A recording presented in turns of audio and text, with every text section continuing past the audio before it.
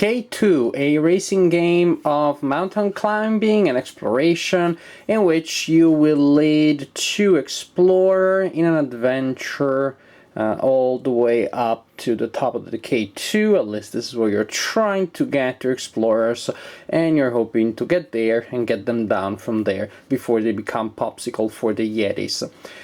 It can be played solo, it can be played multiplayer. Each player will control two explorers that, seen from this distance, look exactly the same, but as you can see, they're represented by slightly different meeples.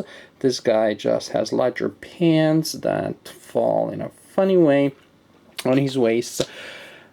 Each player also has a track that records the acclimatization level of the players. The acclimatization goes up and down during the game. If it falls under 1, well, that is fairly bad. Oopsie.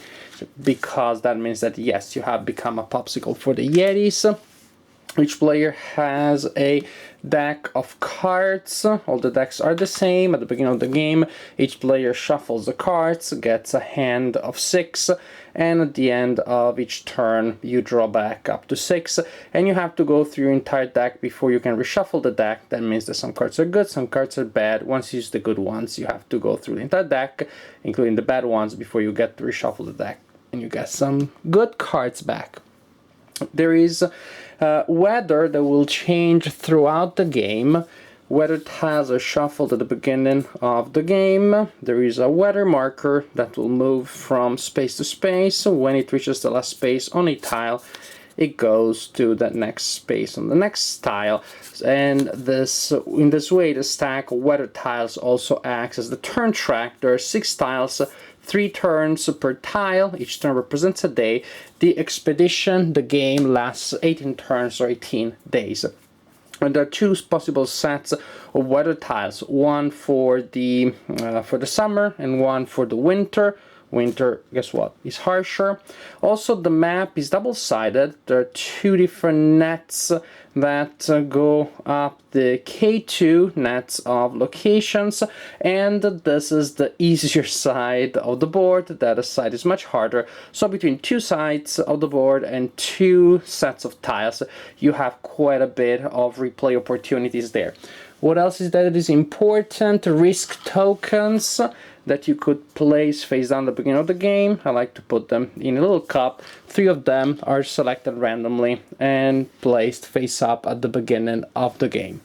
At the beginning of a turn, each player selects 3 cards from their hand.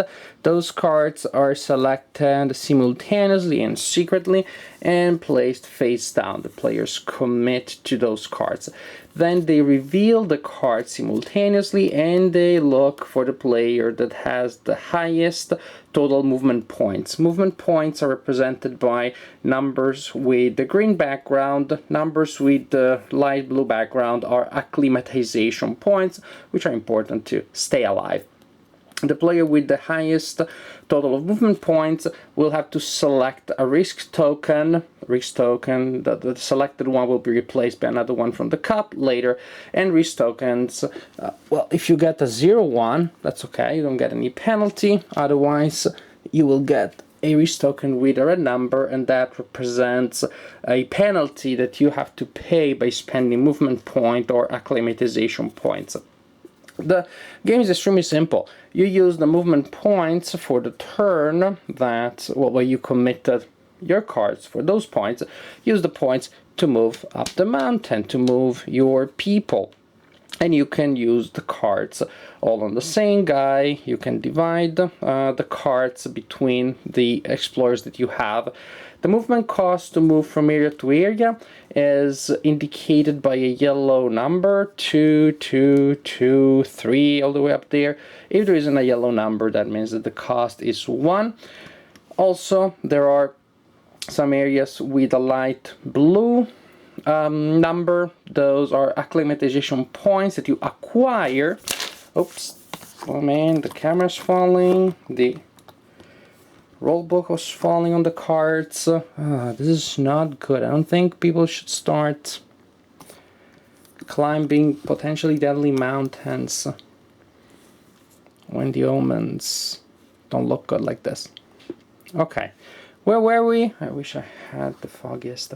Oh yes, acclimatization points. You regain them when you get in an area that has a light blue number. If your area has red numbers, guess what? The red number is the number of acclimatization points that you have to pay. So at the beginning of the game, things are easier because you gain points, you don't spend points, and then things get increasingly bad because you lose acclimatization because of the areas where you're traveling, maybe because of the risk tokens, and possibly because of the weather. The weather, well, you can see there. The weather may give you a penalty for points that need to be spent, and the dial around the penalty indicates the altitude at which the penalty needs to be paid. For example, in this case, you pay an acclimatization point only when you are 8,000 feet or above. 8,000 feet or 8,000 meters? I think it's meters. Here, the penalty is only between 6,000 and 7,000. Here there is no penalty. Here there's a severe penalty, but only in that area. Stuff like that. As you can see, the board is indeed divided in different bands of altitude. As your people go up, also the meeples indicating your score go up, luckily enough. You need to go up there to score points. The game lasts for 18 days or 18 turns. At the end of that time, players just look at the score. In case there is a tie, the player that reached the top of the K2 first gets the win. That is the tiebreaker. But you can have a little bit of a traffic jam towards the top because there's a stacking limit. There's only a certain amount of meeples that can be in each area within a certain altitude band, and this table here tells you that number, which also varies with the number of players.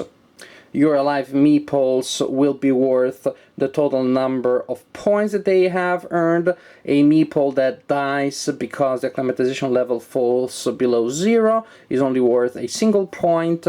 Oh, actually, there is another option that I didn't mention. You can spend movement points to pitch a tent. Each meeple has a corresponding tent. You can only perform that action once per game, and when a tent is in a space, you regain an acclimatization point for being in that space. The game can be played as a solitaire game. The rules are pretty much the same. The main differences are that you get a risk token each turn, no matter the number of movement points that you're using.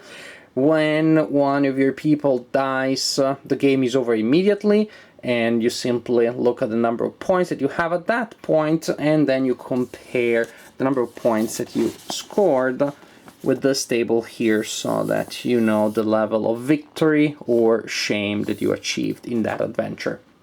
This is the basic idea. You play cards, you move, maybe you regain acclimatization, you lose acclimatization or movement, depending on the risk tokens. And that is it. You're trying to optimize your resources.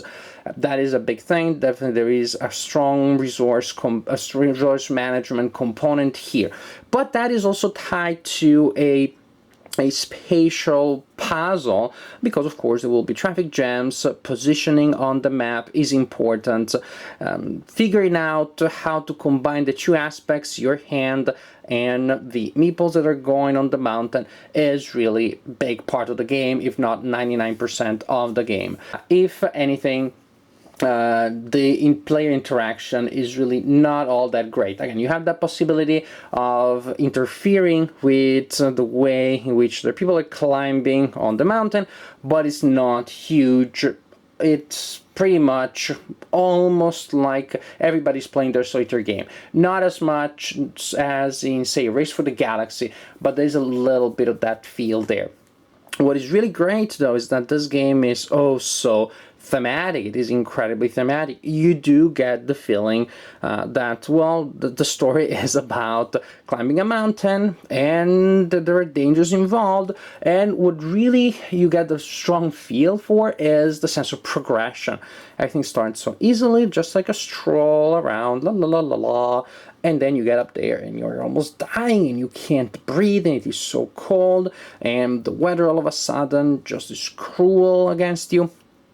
You really get a cool sense of progression. I would say countdown clock, but that's not exactly the word, because it's not so much about the time. It's about, well, things getting progressively bad and being able to time your ascent and being able to time pauses with daring movements, daring dashes towards the top is really key. I personally very much like thematic games, even though I was a little skeptical about the game at first because I don't really like mountains very much. Maybe because I grew up on one, and so I've seen enough of those. I grew up on the Italian Alps. Blah. I mean, it's like, I don't know. It's like Agricola. I grew up on a farm. I did all that stuff. What's the fun? But I guess that my Alps were nearly as exciting as this mountain here, because playing this game, even though the theme doesn't appeal too much to me because I'm so familiar with it, still the theme is implemented so well here that it really creates a sense of adventure. It creates a strong narrative, and personally, I enjoy playing the game very much. It can be a little dry when you play solitaire, but as I said, after all, it is not all that different from the multiplayer, and what's important, the theme remains interesting. Replay value is good, components look great. Overall, K2 is a very good game. I enjoy playing this game, and I would recommend it to anyone who may be interested in the theme, or just anyone who is interested in a game that is more than a filler, still very light, doesn't play too long, beautiful, very thematic, and with a nice narrative.